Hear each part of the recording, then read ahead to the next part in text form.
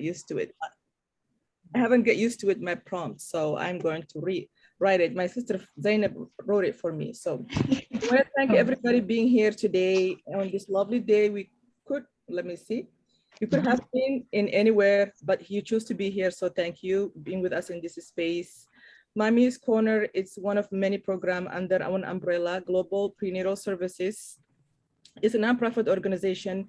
Its mission to provide a community-based doula services that will educate and respect and empower low-income refugee and immigrant women and their families during pregnancy, childbirth, into an early parenting. Mommy's Corner is a space not just for moms, but all women's folk. And since pandemic, it has become not just a space where we come to find empathy, support, and what is it called this way? I'm sorry. Camaraderie, I think. Camaraderie, yes, but safe haven, access to many critical resources into our community. Today's topic is, what is today's topic, you guys? We're doing fibroids and endometriosis. All right. And we will have a A&Q session after the presentation. If you should have any question or concern anytime during this presentation, please send it via chat box or send it directly to me privately. A great thanks to our guests today, our providers from Swedish, and our community member being here with us. Without further ado, the floor is yours. Thank you for coming today into this space. Thank you so much for having us again. We'll just go around and do our intros before we start on the presentation. So I'm Maya Siegel. I am now a third-year resident, and I'm with Swedish First Hill, and I'm at the Ballard Clinic. Awesome. And I'm Freshta Engel. I am a first year, so it's my first meeting. I'm really excited to be here, and I'm at the First Hill Clinic. Hi, everyone. I'm Mallory Davis. I'm a third year, so I'm the same year as Maya, and it's my first time here, so I'm super excited to be here. I am sitting on my bedroom floor and have some spotty Wi-Fi, so if you can't hear me or I'm cutting out, just let me know. I'm not used to doing this from home, so. Oh, thank you. Welcome. And then we do have a PowerPoint. Would you be able to give me access to share my screen? Yeah, sure. Freshta, I will give you.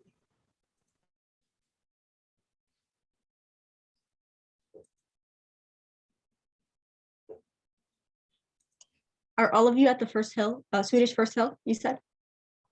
Oh. Yeah, we're all at that residency, but then we have different clinic locations. So I'm at the Ballard Clinic, but still at the First Hill residency.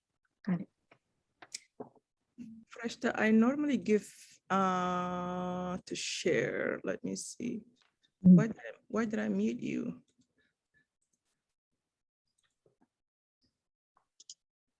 What did I do? You want me to Yeah, can you make her Dr. Engel? Was that? Okay. Yeah, Dr. Engel, can you make her a co-host? I don't know, why couldn't I not make her a co-host? Click on her name and then yep. You want to did. like on the screen, her picture on the side. Oh, okay, there you go. You are in.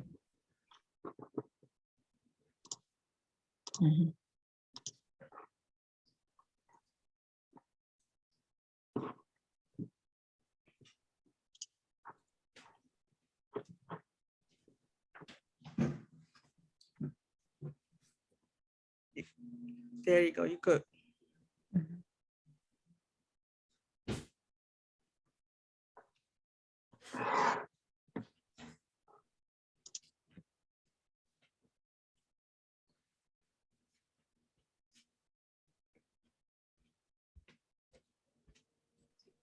For some reason, it's not letting me do it.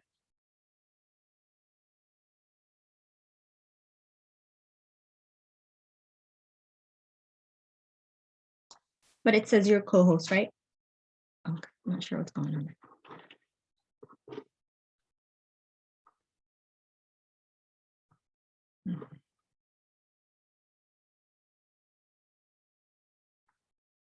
I removed you from the spotlight, so this might help. I don't know, let's see.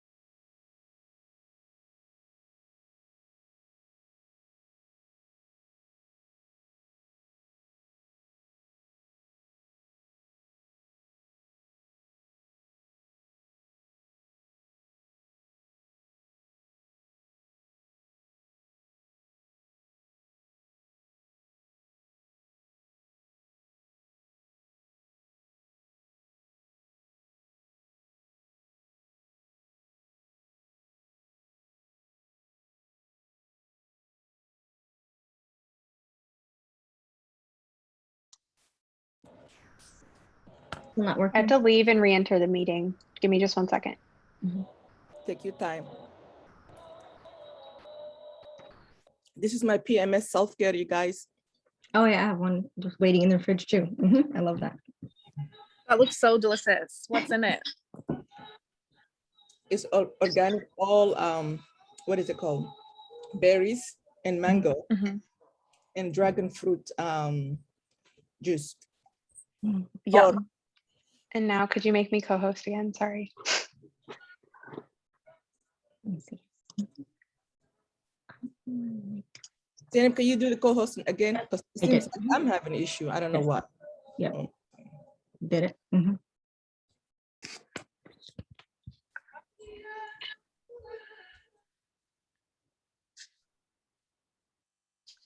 It doesn't say I'm co-host. You may have made Maya co-host. Oh dear God. Okay, sorry. Okay.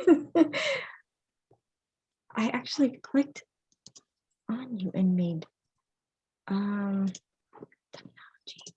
Now maybe? It looks like I'm co-host. Do you want me to just share the screen then? Would that be easier? I just got it. Can you guys see my screen? Yay. Yes. Can you see it in full screen? Yep. Okay, perfect. So we are here today to talk about pelvic pain, specifically fibroids and endometriosis.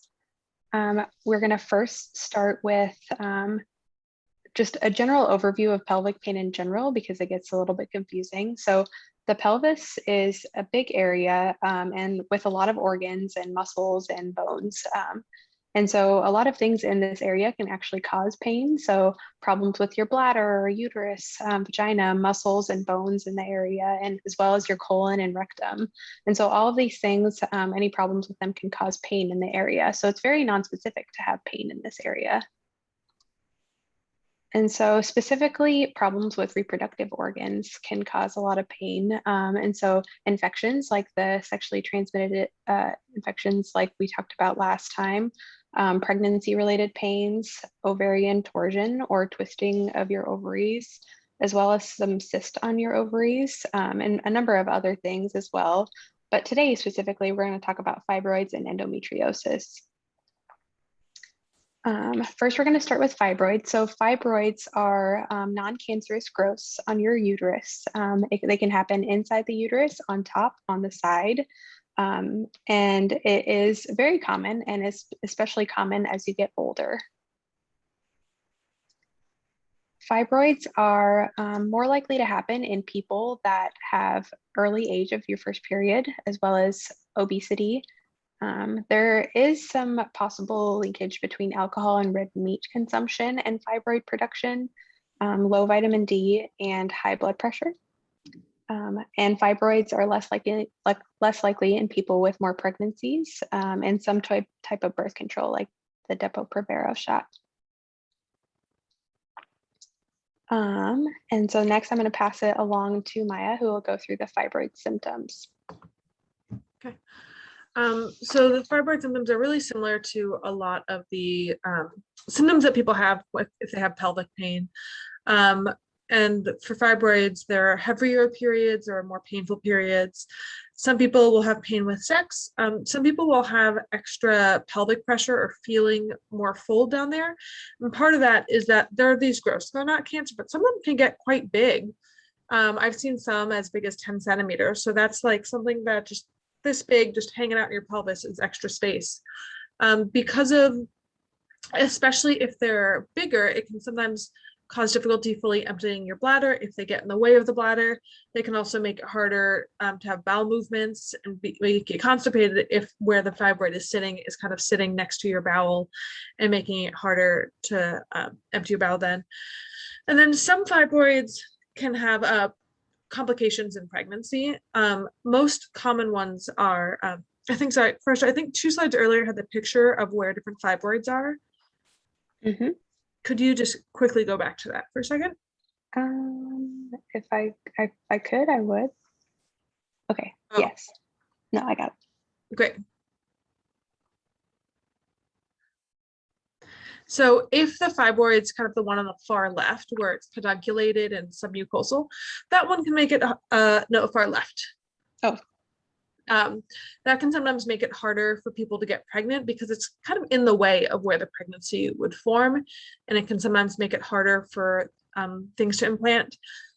With other parts of fibroids, fibroids are more commonly in the right two, the subserosal, so the one on the far right, or the other subserosal, and those ones don't have nearly as much of an effect on pregnancy because they're not within the uterus itself.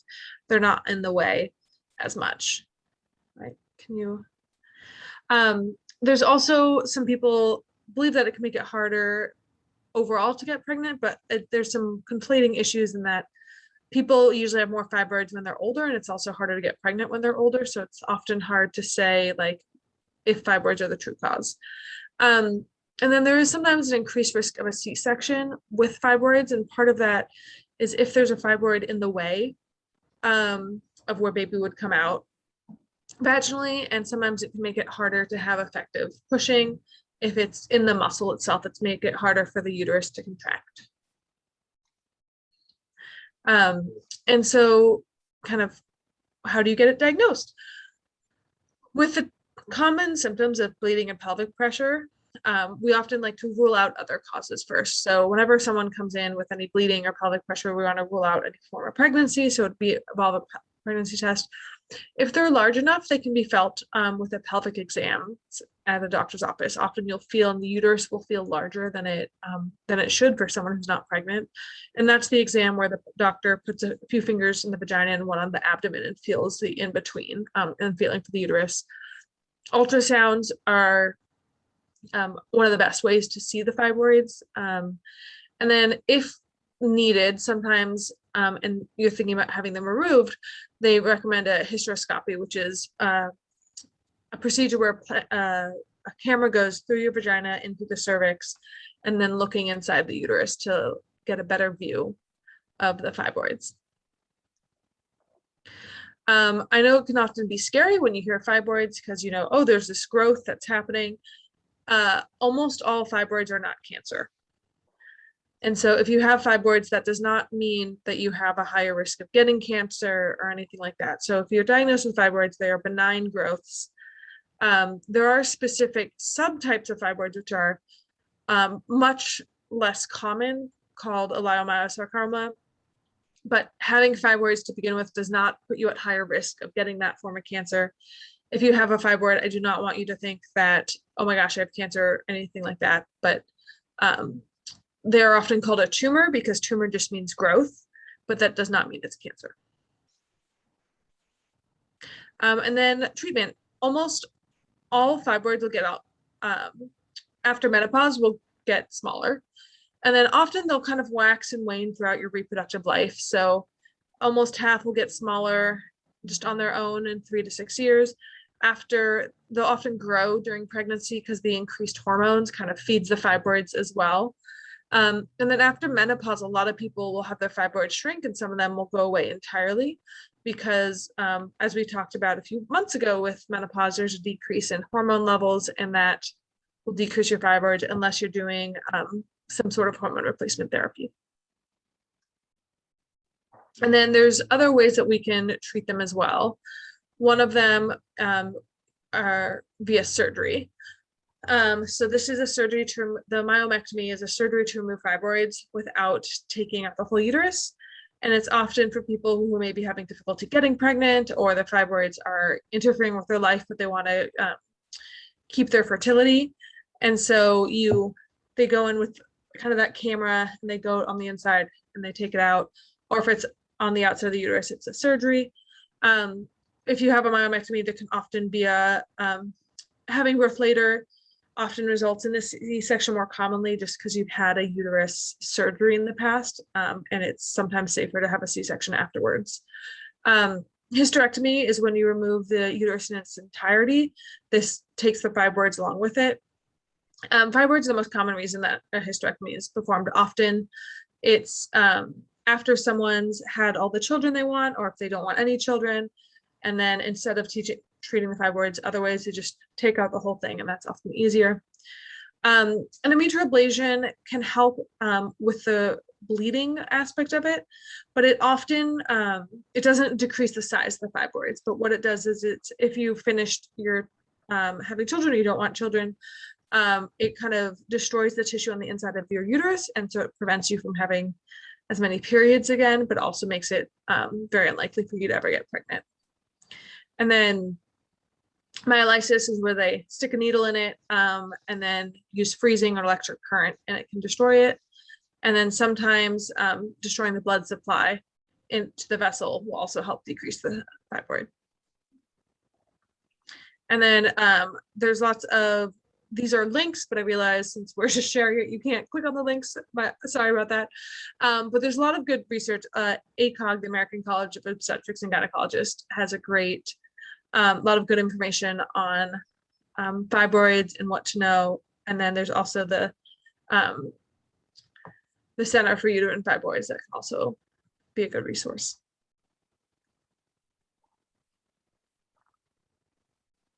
Does anyone have any questions about fibroids before we move on to endometriosis? Just wondering about the bleeding. Do some women bleed when they have, like, before or after their periods with fibroids?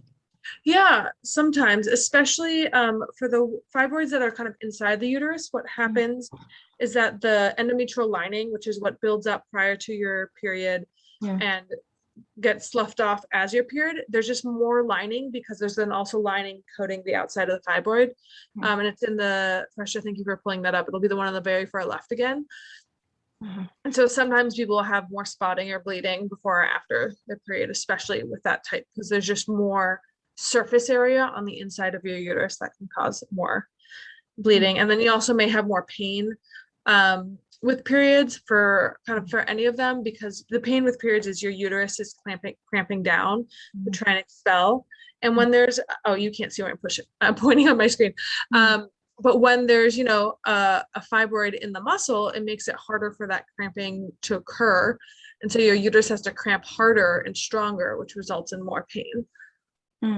But the bleeding before the period, I mean, what causes that? Is it just like oh, the spotting a couple days before? Sometimes that, it's not always due to fibroids, but if it's, sometimes it's just the lining of your uterus becomes less stable the closer to your period, and then once it becomes unstable, then all kind of sloughs off.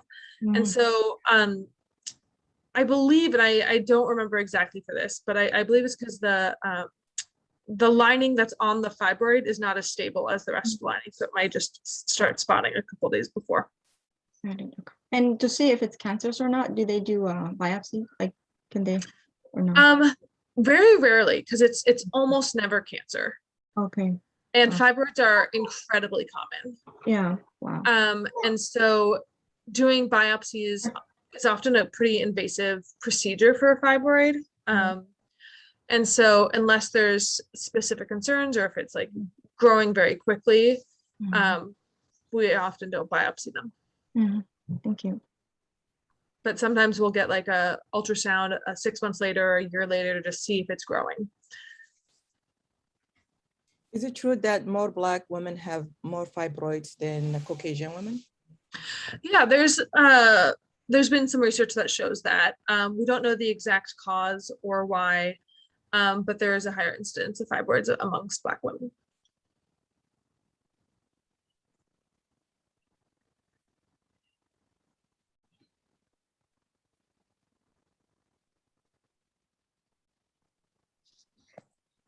Awesome. Yeah, and I recently, I've seen a couple of patients in clinic recently with fibroids, and some people ask me if they can feel their fibroids on the outside of their belly, and if they do get big enough, then the uterus sort of gets bigger, and you can actually feel your uterus and your fibroids if you have a really enlarged fibroid uterus. And so it's definitely a spectrum. Like, some people's fibroids are really small and maybe cause a little extra pain with periods or a little extra bleeding, and some people's fibroids are really, really big and can cause, like, to your point about, or your question about bleeding, like anemia to the point where you need a transfusion in the hospital. So it's definitely a really wide spectrum. Wow.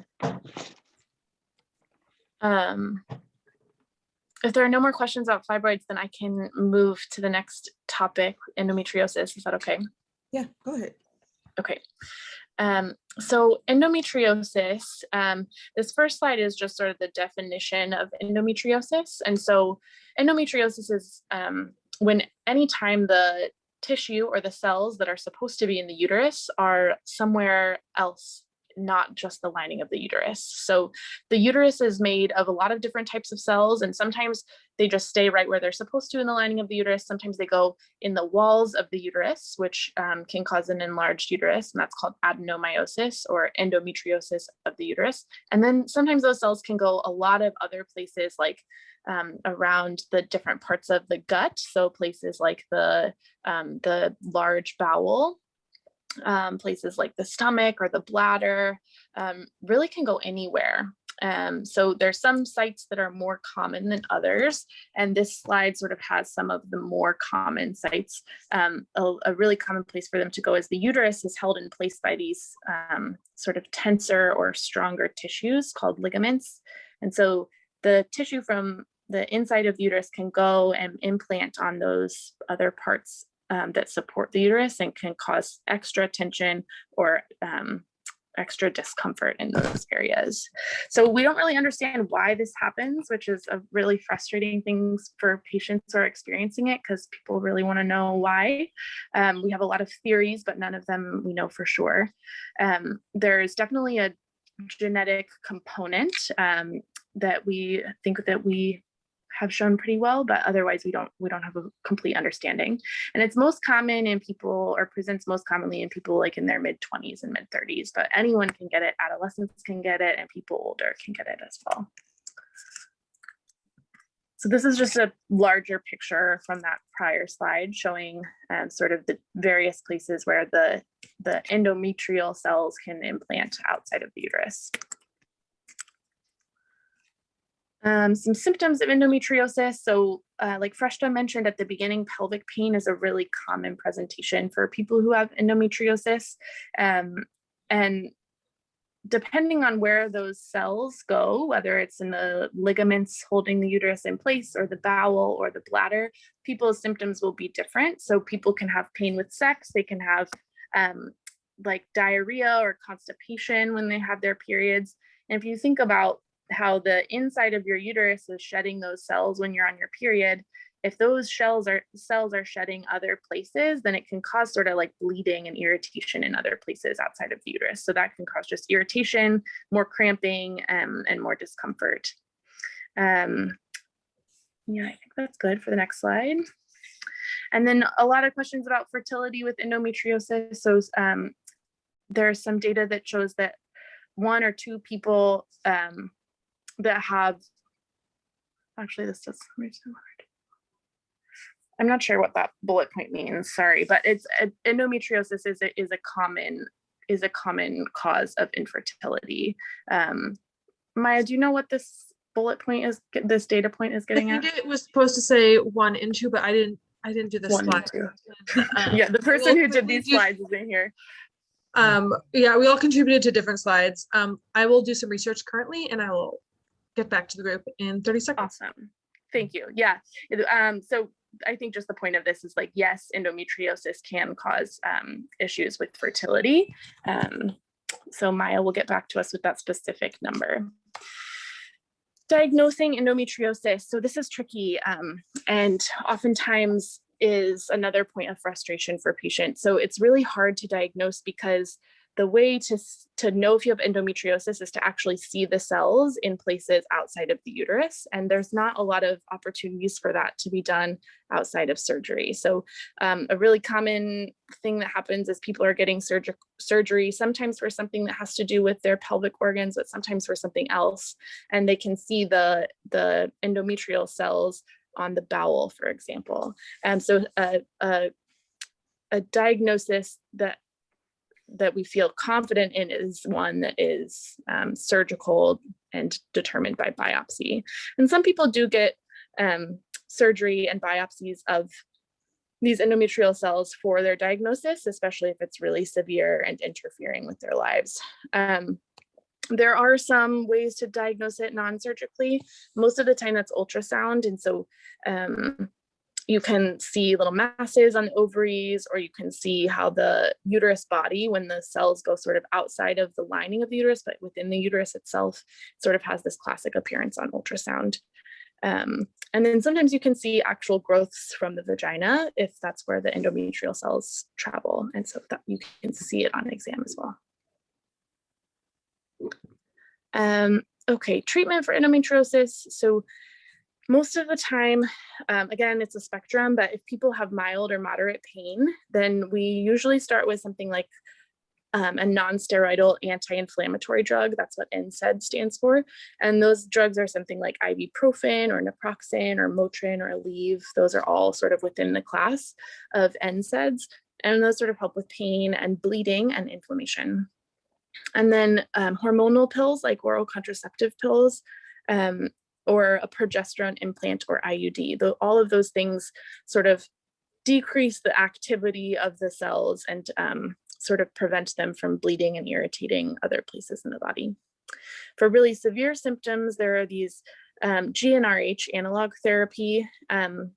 Sometimes those are used as a temporizing measure to sort of get people to surgery if they're getting the cells removed.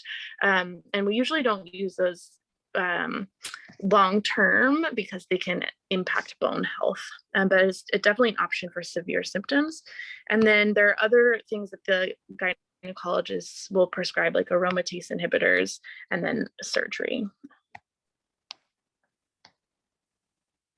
And then this I found on a great website that I will share I'll try to share in the chat, but this is a good thing to do before you get to an appointment, or if you're trying to figure out what your pelvic pain is coming from. And so it has a tracker for the month about your different symptoms and how severe the pain is, where you're feeling the pain, and associated symptoms that maybe you wouldn't know to think about or to correlate with your cyclic pain or discomfort, but that might be helpful for your doctor. So this is sort of a helpful diary. I think that's it.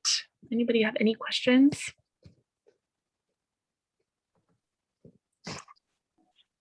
After you mentioned that, like, it could travel in different parts of the body, like for the gut, is there a specific test that they use to diagnose or to figure out where the cells are? So most of the time it is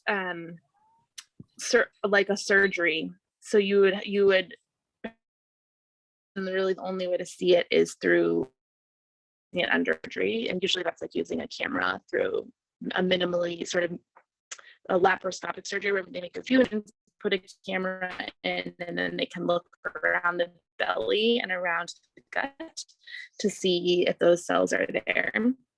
Otherwise, it's sort of, we ask a lot of questions about, like, okay, when you have your period, are you having like diarrhea, or ask a lot of questions about your bowel movements, and that sort of helps us understand if maybe some of that endometrial tissue is implanted into the gut. Okay. So a colonoscopy wouldn't be able to give a definitive. Oh yeah, great question. So I think a colonoscopy, if it was in the part of the colon, if the endometrial tissue were in the part of the colon where they were looking, then they could see it, they could visualize that. I don't think it's one of the more common places that we see, like within the colon walls. I think we typically see it like on the outside of the colon, but if they were able to see that during colonoscopy, that's a great point. Yeah, that's definitely something you would be able to see. Yeah, and then I also want to say that something that makes pelvic pain really hard to diagnose and figure out the cause is that, Freshta, as you mentioned in the beginning, there's a lot of different causes of pelvic pain, and some things like having a little bit of diarrhea before your period can be very normal, because the hormones that stimulate your body to have the cramping that then causes your period also stimulate your bowels to contract, which is also what causes some like GI discomfort and some diarrhea at the beginning of your period, and maybe a little constipation at the end of your period.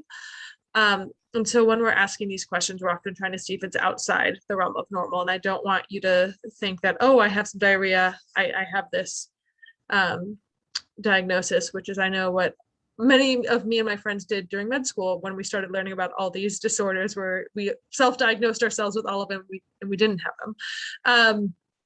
But you know, these are two of the causes of pelvic pain. If you have pelvic pain, it may be these, it may be a different cause, but really go and have a conversation with your doctor. The sheet that Mallory shared is wonderful. There's also some apps that can help. There's a few of the period tracking apps that also allow you to track other symptoms such as cramping, diarrhea, as well as like how, if you feel bloated or if you feel gross. I know Clue does, and they have a free version and a paid version, and the free version has almost all of those options as well. And so, yeah. Yeah, I like those period tracker. They helped me out a lot. I like them. They're really cool. Is it the pelvic pain, not the pelvic pain, but how about having like a rectum pain? Is it also the same? I mean, I was diagnosed with endometriosis years and years ago, and I had a surgery twice. And last time my doctor advised me to have a hysterectomy, and I told her I'll think about it. But I haven't get back to her since then because she scared me when she told me hysterectomy. So, I mean, but now just looking at these other options, I feel like I have other options besides just having a hysterectomy. I feel like a hysterectomy should be the last for women to have, but I've noticed that a lot of, you know, Black women have been offered the option of hysterectomy, and I'm kind of against that, you know, even though I don't want to have any more children, but still, you know, having hysterectomy is just, it's just a big thing, you know. I mean, I read it, I did the research, and it's, I'm not ready yet to enter that, you know, level of my life right now.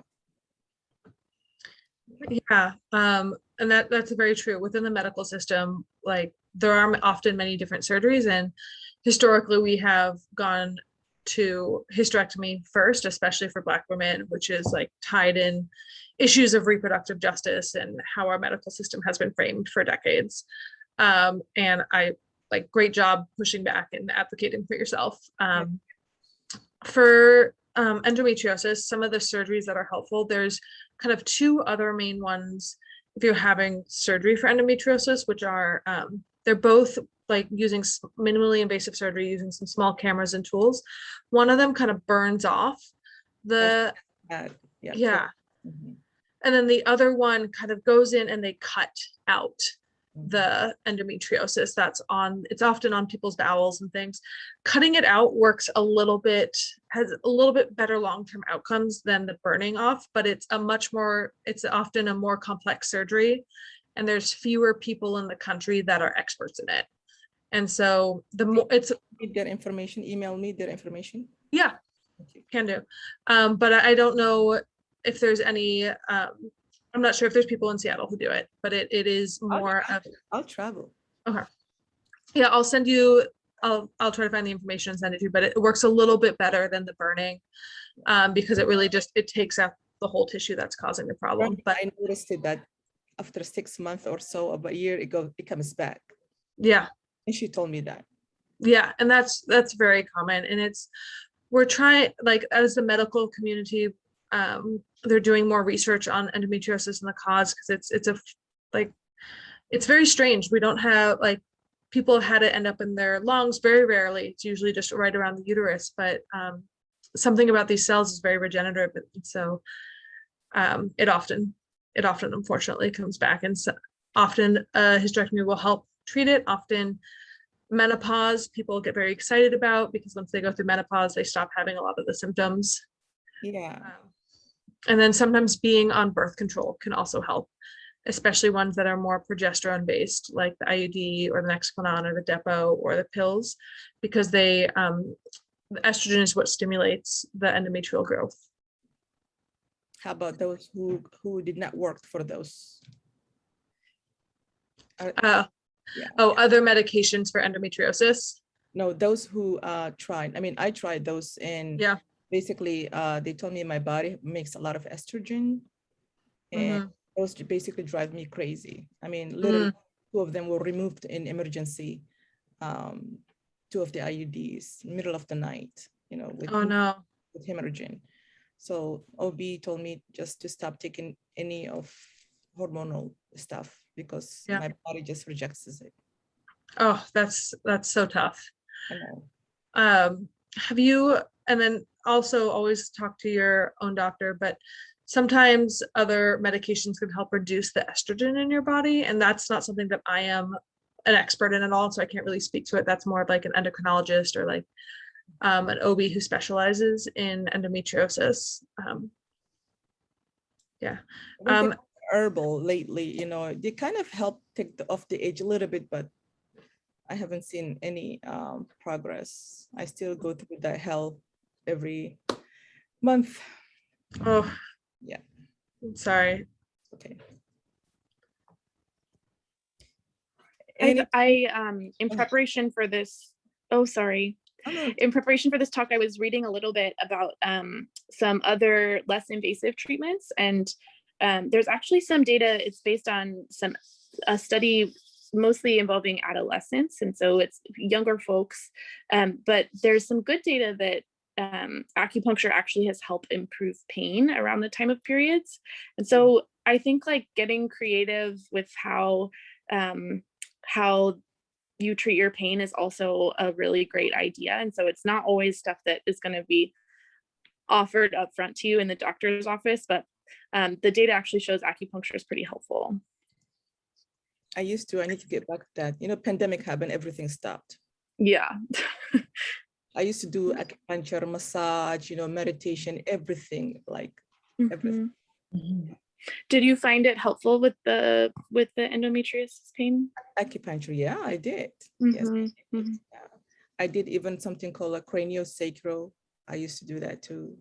You know, when they have. Great. Yeah, trust me. Everything people say, like, I'll try. Anything that'll take away from this pain, I'll try. That's me. Yeah. And you asked a question about like rectal pain, and depending on where you're having the endometrial cells implant, you definitely can have rectal pain. Yeah. And so the first picture that Freshta showed, where all the organs are so close, so it's like the bladder, the uterus, and the rectum are like all cozied up in your pelvis. And so if you have that inflammation from the endometrial cells on your rectum, sometimes that can cause some scarring and some extra tension. And so it definitely can contribute to rectal pain. Doesn't mean other things couldn't be causing rectal pain. So always good to like make sure that you're not just chalking it up to endometriosis, because it could be something else, but it definitely could be endometriosis if that's where you have the pain. Yeah, I mean, I thought about it. I even went to not laparoscopy. What is it called? That thing they put you on your mouth and it goes all the way under. An endoscopy. Yeah, and they said nothing's wrong with me. It's just your endometriosis. They just give it to me. I was like, oh my God. Yeah, did it all. Yeah. And then, Freshta just already answered it in the chat about some lifestyle changes. Some people found gluten-free diet can be helpful. And then one other thing that can help with endometriosis pain, having less fat in your body. So whether that be weight loss or keeping the same weight and working out more so it converts to muscle can help, because there's an enzyme that exists in fat cells that converts testosterone and converts other hormones into estradiol, which is like estrogen, and it increases the amount of endometrial tissue that you have. And so some weight loss can sometimes help people who have a lot of endometriosis pain, because you're then reducing that enzyme that exists in fat cells. That's interesting. Yeah, my weight always stay the same. It doesn't go up and down. So, but it's considerable, especially the gluten thing. I heard it before too. You know, there was this doctor who was doing a study about women's hormonal, and she was talking about changing diet as well. Maybe I should try gluten-free stuff. Yeah. Pelvic floor and physical. That's good. That's another option. Yeah. Anybody else have questions, ladies, who are in the room?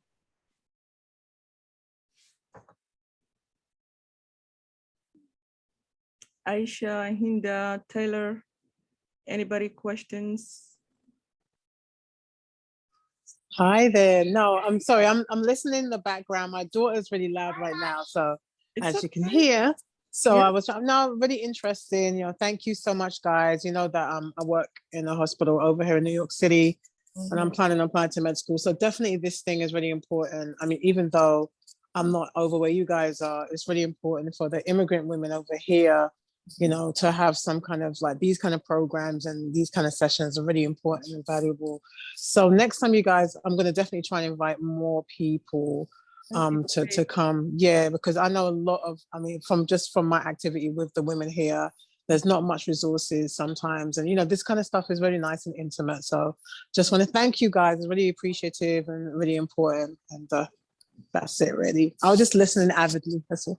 You're welcome, Aisha. Anytime. Thanks for coming. Yeah, it's great to have these sessions. You don't get to talk to your doctors a lot because if anything, you have like 10 minutes and you're out. You're like, see ya. So, I mean, thank you so much, guys, for, coming out every month and, helping our community out and, trying to support us, for our community. It means a lot to us. Yeah. Thank you for having us. I mean, I always enjoy coming every month and talking to you guys. It brings us a lot of joy as well to be able to help and to share knowledge so that way more people have it. Yeah, sharing And knowledge. it's also really great to hear your questions. They're very insightful and great questions that I haven't thought about. And so it helps me think a little bit too. And I've learned a lot in this session too. Exactly. Yep. There you go. That's great. It's learning goes both ways, huh? Yeah, I think for me as well, just as a doctor, hearing questions and the type of questions people have is like, my patients probably have these same questions, but might not feel comfortable asking them in the clinic. And so now I feel like I've been able to improve my practice by anticipating some of the questions because of the questions that have been asked here. Yeah, definitely. Yeah, yeah. And sometimes patients, they're shy, or they don't have time, or they're like afraid. I was one of those patients too. Well, actually, I'm not. I'm always yelling and screaming at my doctors. Not yelling and screaming, but they know me. I'm like, I always ask you questions. Yeah. Yeah. Cheltu is here. Hey, Cheltu, do you have any questions about women's reproductive? Oh, I like that one. Somebody's screaming on the back. Yes. السلام عليكم. وعليكم السلام أبا هند. dhammaantiin waa idin salaamayaa. قادني أبا. Bay may ka hadleen babaasiirta wax ku saabsan may ka hadleen ayadiiba babaasiir haysa marka waxaan rabay inaan ogaado. ما معناته maxaa su-aasha qabta baawasiir ku saabsan? Babaasiir bay qabtaan marka waxaan moodayay inaad ka hadlayseen xaggaas waan soo yara daahay sorry. Oh no problem waa ka hadli kartaa bawaasiir afka ingiriisiga maxaa lagu dhahaa soo xasuusii Bawasira. That was mom. Yeah, it's not hemorrhoids, is not it? hemorrhoids, yeah. Is it hemorrhoids? macanta hemorrhoid ayay ma qabto maxaa hemorrhoid gabdhaha waa qabaanee ayadii baa qabta marka dawo aan u qaadaa fiican ma joogto halkan Afrika ay jirtaa marka aad ay xamsanaysaa waxay tiraahdaa dawada babaarsiista ii soo dhiib ana babaas dawadeeda ma aqaanaba marka miyaa la jaaraa bal ideadaas weydii hadday garanayaan. So Hinda said that her grandmother lives in Somalia and she has a bad hemorrhoids, and she asked if grandma asked to send her medication for hemorrhoids. What medication she should send for hemorrhoids? She has a bad hemorrhoids.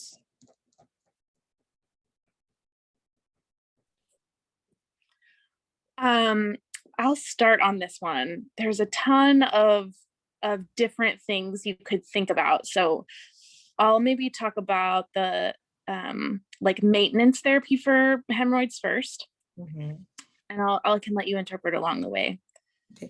horta waxay ku tiraahdaa daawooyin badan meel yaalaan oo maxaa yiraahdaa loogu talagalay bawaasirta laakiin horta koow waxaan ka hadlaynayaa tir sida loogu hortagi lahaa. So one of the biggest things for hemorrhoids is preventing constipation. And so this doesn't necessarily help once you have a hemorrhoid, but when you have hemorrhoids, you should think about how your stools are. And so you want your stools to be really nice and soft and not have to push at all. So you should never be having pebbly stools or be straining because that can increase your risk of hemorrhoids. waxaan ka hadlaynaa ku tiraahdaa waan ogahay inay hooyo ayay already ay qabto hemorrhoids laakiin intuu kugu dhicin ka hor waxa inay ahaato ay ku jir saxaradaada inay adkaanin oo macnaa dhagaxo kale ay ahaanin inay ahaato wax ma arkin oo soft oo kale oo laakiin oonan ahayn biyo. Go ahead. And so my favorite medicine to help keep you from having constipation is Miralax, and that's the powder that you mix into your drinks. You can put it in a big glass of water, you can put it in your smoothie, and that you can do 1 to 2 times a day to help keep really soft stools. waxaa fiican ay ku tiraahday in la siiyo ama inaa qofka uu qaato Miralax daawo la dhahaa jirto oo ku darsan kartid smoothiga waxaa ku darsan kartaa biyaha iyo waxyaalaha oo maxaa la dhahaa oo juice-ko kaleeto xataa waad ku darsan kartaa waxay fududeynaysaa saxarooyinka. I think I might even have a Miralax at the house too somewhere. Is it like the powder one? Yeah, it's the powder one. I think I have one. Let me see. I think I have one. Hold on, guys. I can show. Never mind.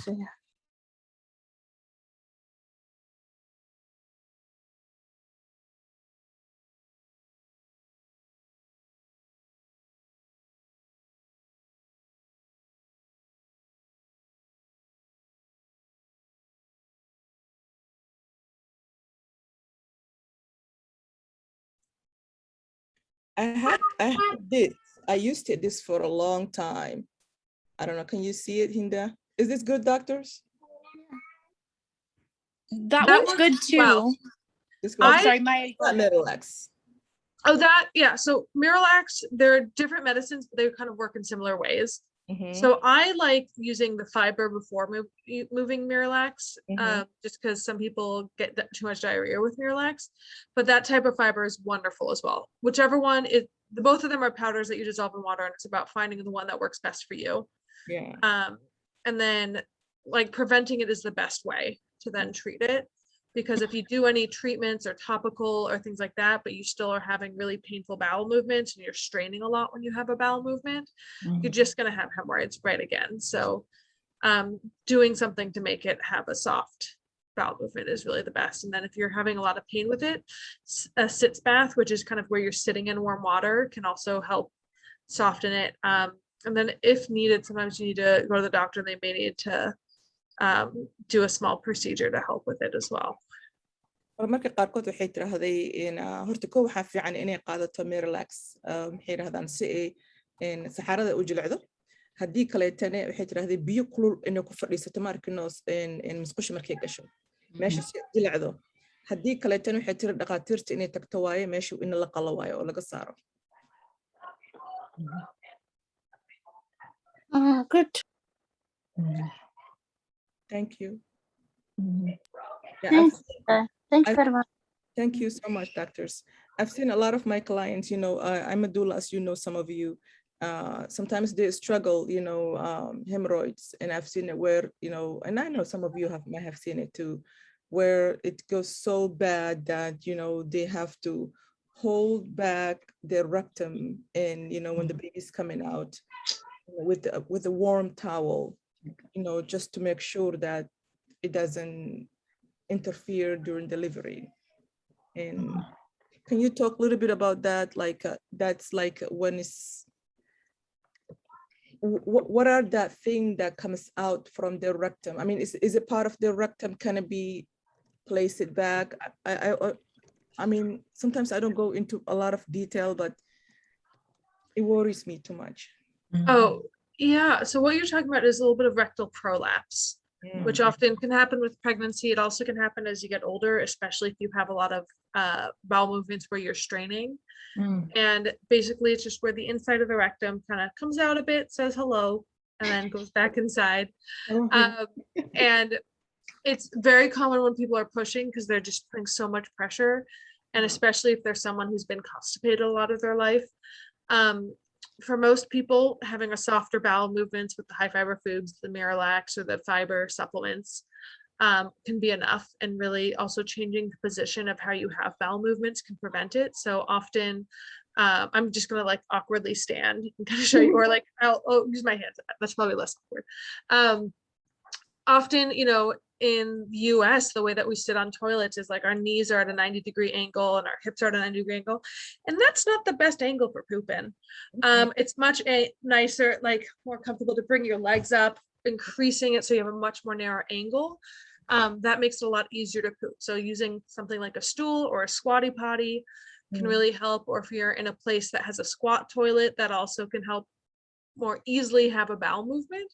And really having good bowel movements throughout your whole life can help prevent that rectal prolapse. And if often when people get it later in life, it's usually not painful. You just kind of like pop it back in after the end of your bowel movement. You know, it's more common for people in their like 50s and 60s and 70s. And then if it gets really bad and it's bleeding or it's like painful, then you sometimes have to go and talk to a rectal surgeon. Some other things is pelvic physical therapy can also help training your muscles around your anus as well, and training the muscles for pooping. In addition to pelvic physical therapy can train your muscles that help with pelvic pain. And yeah, Mallory mentioned the squatty potty. It's excellent. It's $30. You can also buy a $5 stool at IKEA, and it works just as well. Should I buy one for my sister? I don't know what she did with it. She uses it, I think. It's funny, we were talking about this very thing. Actually, we had someone coming and talking about happy gut health. And that's one of the things, like using, if you have kids, their step stools to use the bathroom. That was one of the things, which is very helpful. Wow. You know what also I noticed it, you know, when you go to third world, a few years ago, I went to Saudi Arabia. And I've noticed that some of the bathrooms, when you use the bathrooms, they're not like our toilets. They're like the squatty ones. And it's amazing because they say that it's more healthier that way than the ones that we use, you know, here in the States. Like, wow, that's interesting. Yeah, our toilets are poorly designed for gut health, but they're really good at taking, you know, the waste and sending it to a treatment facility. Yeah. Maybe it's sort of interesting. The other countries have much lower rates of hemorrhoids compared to the US. So that stands true. Yeah. That's why, you know, diet is terrible. Sitting in there like for 1 hour in the bathroom, like my husband. No, if you can't go right away, get up, go do something else, do some squats. That can also help move things, getting ready things so they're ready to go. Exercise. And then, yeah, exercising, but also specifically squats. Yes. And then trying again. And also like, don't read on the toilet. That can also increase your risk of prolapse because, you know, you're not supporting it. Like the toilet should be for, you know, go into the bathroom and then get up and leave. Don't read a novel, don't bring a book, don't bring your phone in. Yeah, no, I'm not those people. I cannot stand being in the bathroom 5 minutes. I don't know how people sit there for 40 minutes, an hour. Yeah, catch up time. I don't know what they even do. I mean, unless I give birth. And you know what you do in the bathroom when you're a mom. That's your break. Like you're still that's my bath time. Yes, I'll do it. But sitting in the toilet for 40 minutes, and I mean, come on, how could you just? I mean, look at that thing. Oh my God, damn. Your feet go numb if you're in there. I know. Oh my goodness. Some people, they're like, I'm taking my break. I'm like, yeah, but you're taking your break in the bathroom for what? I get it. You're taking a bath. I get it, you know, but taking other stuff, no. That's not me.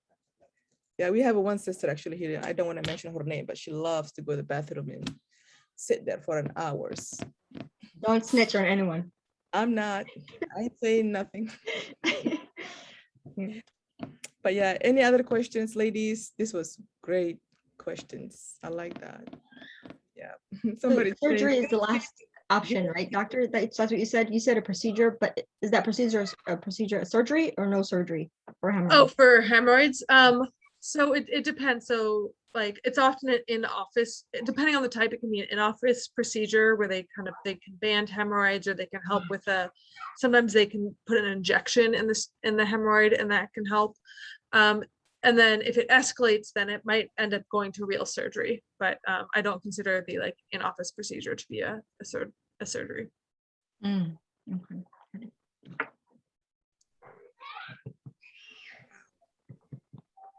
That's something that I never thought about it. Wow. But it's a preventable, it's something simple like a fiber and eating right. And then yeah. Yeah, the diet in the US, the general diet is just terrible. And so many people are constipated because of, eating too many carbs like white bread or white rice, not eating enough vegetables or fiber, like ignoring beans. Eating And vegetable fruits and yeah, and it's really incredible seeing how much people's lives can be improved by increasing the fiber in their diet, or improving their diet in terms of like hemorrhoids, constipation, mood. It's fascinating. It's also really hard to know how much is recommended for fibroids or fiber and hemorrhoids especially. So the recommended amount is 20 to 35 grams of fiber a day. And it's hard to know what foods actually have that much fiber. And so I just looked up a really nice chart that I can send in the chat, which has like a good list of all the foods that have different, like a good amount of fiber, and you can try and see if you actually meet that amount. So 20 to 35 is a good amount. And a lot of foods don't have that much in it, especially the foods in our diet don't have that much in it, but I'll send that in the chat. wow. And I think just to add to that, just not like the types of foods that we eat, but how we eat. Like someone was here last week was talking about the drive-throughs and like how digestion first begins, in your mouth. Like there's an intimate connection between your mouth and your gut. And so we're kind of not just what you eat, but how you eat, and everything is just stressful. You're on the run, you just grab and go.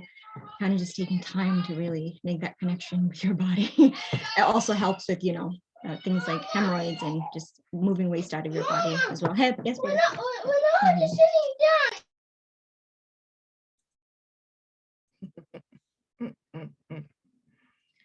Yeah, she was talking about the lady who was here, my friend who was here last week, the importance of, keeping our guts healthy. And she was talking about she said 5 to 25%. She said, is it centimeter? Zainab, what she talked about that it needs to be removed, 5 to 25% of our guts. Pound. Is it pound? That needs to be removed, waste. Oh, the waste. She was talking about the waste. Yeah. Yeah. That needs to be removed every day. If we don't remove that, it keeps add up and add up and add up and add up, and it builds. And that's what happens, then it begins to have, we begin to have hard stool, then hemorrhoids and all that stuff. And then all of these diseases piling up. And then you starting to go to doctors and you wonder what's happening, all that stuff. And I was like, wow. Yeah, it's crazy. But yeah. No, this will help. I'm gonna print out this chart and myself even use it for my kids. Be like, hey guys, you gotta eat your fiber. Yeah. Anybody else before we let the doctors go? It's Saturday. We don't want to keep them here all day long.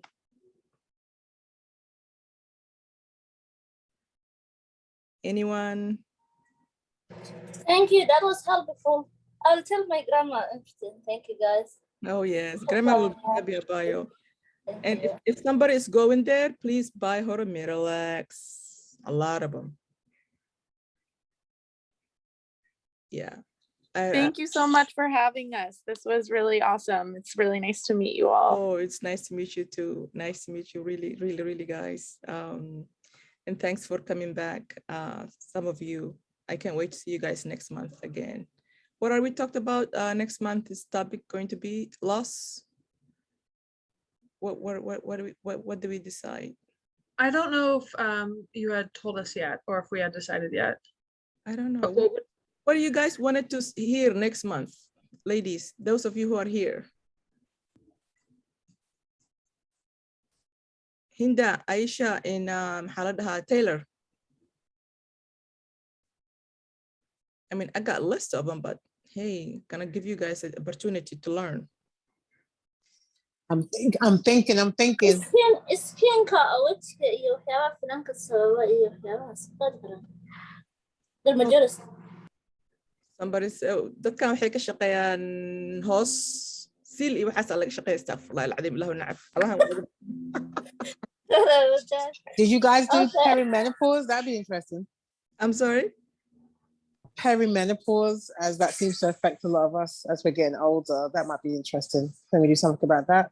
Some of those symptoms, perimenopause. We did that about 3 months ago. Do you have, was it recorded then? I think it was recorded. I will share it with you, Aisha. Thank you. I think it was recorded. I'll share it with you. I'll send you the recording. Yeah, we did the first time actually. Yes, menopause, perimenopause. We did that 3 months ago. Yeah. Oh, fertility kami ka hadlan. Fertility. I think we did fertility too, right?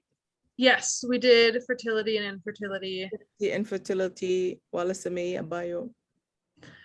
Conceiving. Conceiving. About conceiving. We Conceiving like. I think our very first one was on preconception and Yeah. like how to optimize conceiving. Yeah, we did. Wow, we've done a lot. Oh, we did a lot. Yes. Do we did the 9 months of pregnancy? Like, No, I don't think we have. Like what to, we could split it up though. It's like what to expect in the first trimester, what to expect in the second and third. yeah, let's do that. Let's do that series. What to expect the first trimester. Yeah. Conceiving and interest ko ahay again. Twins inaan dhala rabaa. Conceiving, I'll send you the maxaladaha magaciisi way sameeyeen. Twins aan jeclahay. Yeah. You want to have twins? Oh my God. What to expect. Okay, we'll do next month what to expect. Thank you so much, doctors. It's nice to see you guys and have a wonderful weekend. Enjoy what's left for Saturday.